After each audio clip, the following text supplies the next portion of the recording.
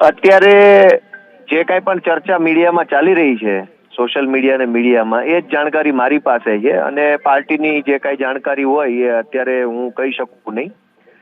તો મને પૂરો વિશ્વાસ છે અને ખુશી છે કે જે કાંઈ સંભળાઈ રહ્યું છે એવું જ આગળના દિવસોમાં બંને પાર્ટીઓ સાથે મળી આગળ વધશે એવો મને વિશ્વાસ છે. ગોપાલભાઈ, 2 બેઠક માટે સંભળાઈ રહ્યું છે કે તમારી તો 5ની માગણી હતી ને?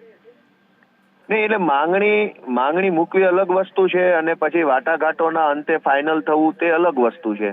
કેમ કે આ ખાલી ગુજરાત લેવલની વાત નથી. દિલ્હી છે, પંજાબ છે, ગોવા છે, એ બધા જ રાજ્યોની બેઠકોને લઈને ચર્ચા સંવાદ ચાલી રહ્યો છે. તો સ્વાભાવિક છે કે ક્યાંક એક સીટ વધુ મળી હોય, ક્યાંક એક ઓછી મળી હોય, તો એ બધું વાટાઘાટો પછી જે કાંઈ નક્કી થયું હશે અથવા જે કાંઈ બહાર આવશે, મને ખૂબ વિશ્વાસ છે કે બહુ જ સારું જે ગઠબંધનનું જે પરિણામ છે એ સારું બહાર આવશે.